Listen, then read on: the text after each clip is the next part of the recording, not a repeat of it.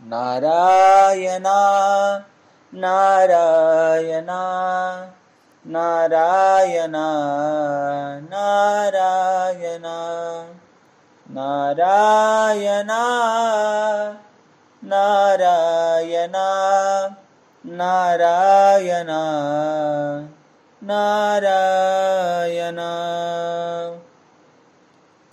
अभ्यासाहुनी गहन पार्था मग ज्ञान, ज्ञानापासून निधान विशेष जे. तर अभ्यासाहून गहन हे ज्ञान आहे. कारण अभ्यास केल्यानंतर ज्ञान प्राप्त होतं. ज्ञान हे अभ्यासाचं फळ आहे. जो कोणी अभ्यास करेल त्याला ज्ञान प्राप्त झाल्याशिवाय राहणार नाही. आणि एकदा का त्याला ज्ञान प्राप्त झालं की ध्यान आपोआप त्याच्या अंतःकरणामध्ये फुलायला लागतं. मग कर्मफल त्यागू, तो ध्यानापासून चांगू, त्यागाहुनी भोगू शांती चुकाचं. आहा. मग ज्यावेळेस ध्यान फुलायला लागतं त्यावेळेस कर्मफल त्याग आपोआप घडतो. तो देह, त्या उत्तम पुरुषाचा देह, तो आपल्या चित्ताच्या ठिकाणी आत्मसुखाशी एकरूप झालेला असतो आणि शरीर रूपाने, बाह्य स्वरूपाने जे जे कर्म करतो ते सर्व कर्म निष्काम कर्म करतो. त्या ठिकाणी त्या कर्माच्या मागे त्याची कुठलीही आशा नसते. तो या जगाला स्वप्नवत मानत असतो. तो या जगतामध्ये नसल्याप्रमाणे वागत असतो.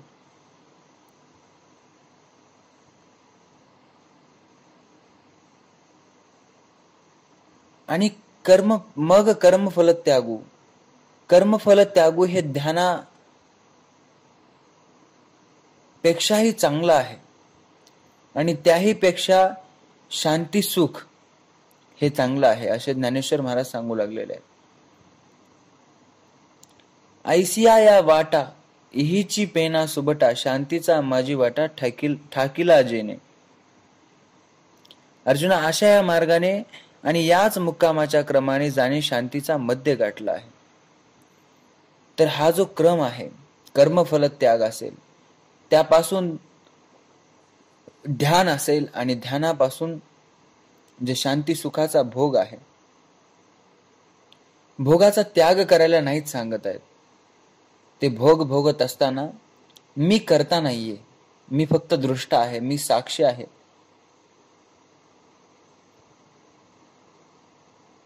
असा भाव आपल्या चित्तामध्ये ठेवून जो व्यक्ती कर्म करतो तो या कर्मबंधनापासून मुक्त राहतो. जो सर्व भूतांच्या ठाई द्वेषाते नेनेची कही, आपपरू नाही चैतन्य जैसा. चैतन्य म्हणजे जो आत्मा, जो जीव आहे, तो सर्व भूतांच्या ठाई समरूपाने वास्तव करतो. तो कुठलाही प्रकारचा द्वेष जाणत नाही.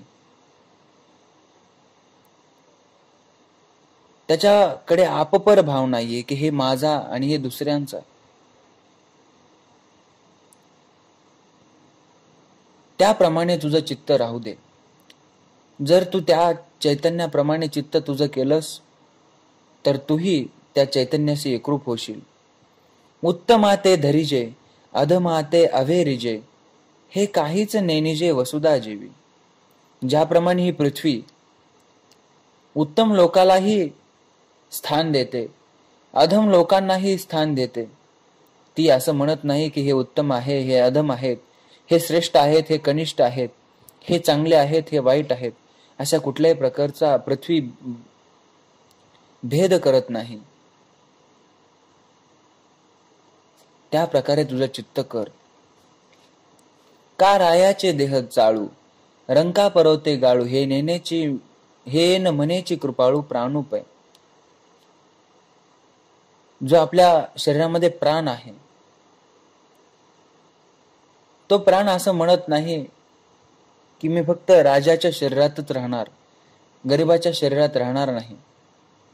तर ते प्राण किती कृपाळू आहे. त्या प्रकारे तुझं हृदय तुमचं हृदय अर्जुना तुम्ही त्या प्राणासारखं करा, तितके कृपाळू व्हा, तरच तो आनंद घन कृपाळू तुमच्या हृदयामध्ये येईल. गायीची तृषा हरू, का व्याघ्रा विष होऊन मारू, ऐसे नेनेची गा करू तोय जैसे. पाण्याचं उदाहरण दिलेलं आहे. पाणी असं कधी म्हणत नाही, करत नाही की फक्त मी गायीचीच तहान भागवणार आणि वाघाची तहान भागवणार नाही. तर त्याप्रमाणे तुझं चित्त कर आणि त्याप्रमाणे आपलं चित्त होऊ शकतं. त्यासाठी आपली तयारी पाहिजे. हळूहळू हळूहळू, जरी एकाएकी शक्य नाही झालं तरी हळूहळू या क्षणी आपण सुरुवात करू शकतो. आणि हे काम असं नाहीये की आपण उद्यावर ढकललं पाहिजे. हे काम अत्यंत आवश्यक आहे. हे काम याच क्षणी केलं पाहिजे. आणि हळूहळू हळू आपलं चित्त तितकं कृपाळू होईल, याबद्दल निशंका नाही, शंका नाही. तैसी आगवांची भूतमात्री, एकपणे जया मैत्री, कृपेसी धात्री आपणची जो. त्याप्रमाणे सर्व भूताविषयी ज्याचे एकरूपाने तरतम भावरहित अव्याभिचारी मित्रत्व असते, चांगल्याशी चांगले, वाईटाशी वाईट वागावे असा व्यवहारी स्वरूपाचा भेद नसतो आणि जो स्वतःच कृपेची जननी झालेला असतो. बघा मग त्याचं हृदय इतकं करुणावान होतं, इतकं प्रेममय होतं की त्याच्यापाशी कुठलाही भेद राहत नाही.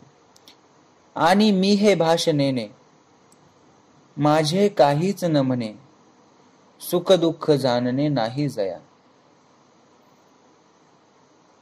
मग ज्या साधकाची अशी अवस्था होते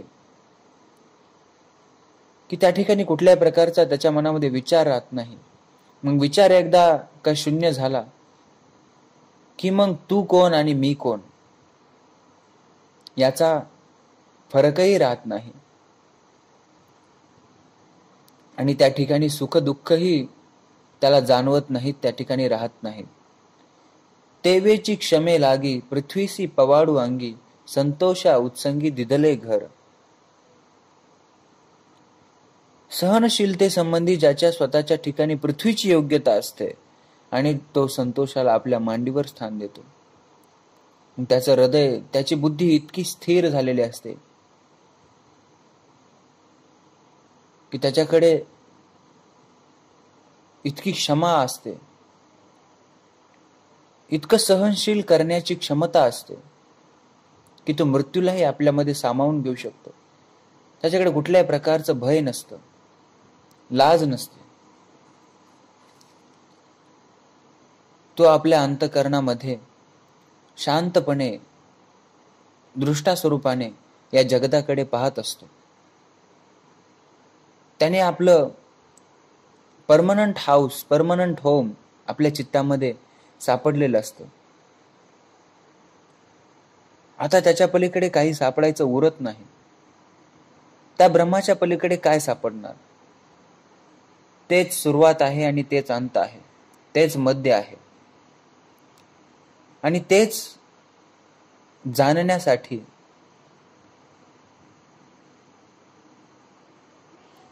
मनुष्य प्रयत्न करत आहे.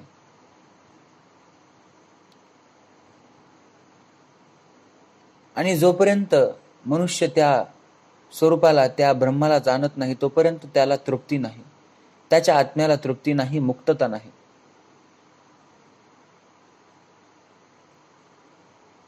तर या ठिकाणी ब्रह्मशांतीचा मार्ग, मोक्षाचा मार्ग ज्ञानेश्वर महाराज सांगू लागलेले आहेत की आपलं चित्त आपण त्या पाण्यासारखं, त्या पृथ्वीसारखं,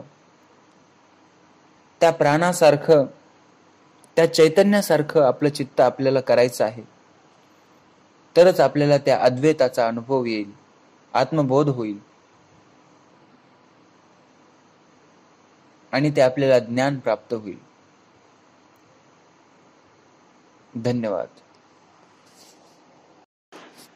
अभ्यासाहुनी गहन पार्था मग ज्ञान, ज्ञानापासो निध्यान विशेषिजे मग कर्म फल त्यागू तो ध्यानापासो निचांगू त्यागाहुनी भोगू शांती सुखाचा ऐसिया या वाटा इहिची पेना सुभटा शांतीचा माझी वाटा ठाकिला जेने जो सर्व भूतांच्या ठाई द्वेषाते नेनेची कही आप परू नाही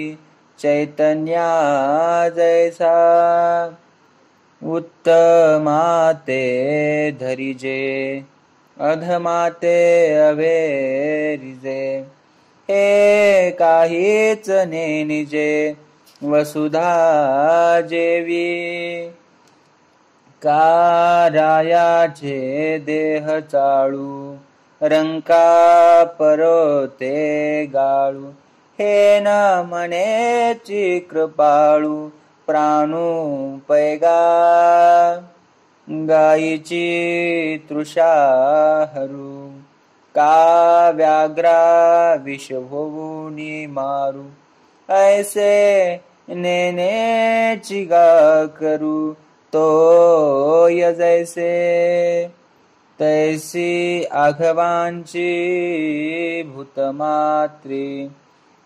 एकपणे जया मैत्री कृपेची धात्री आपणची जो आणि मी हे भाषणेने माझे काहीची न म्हणे सुख दुःख जाणणे नाही जया तेवीची क्षमे लागी पृथ्वीसी पवाडू आंगी संतोषा उत्संगी दिधले घर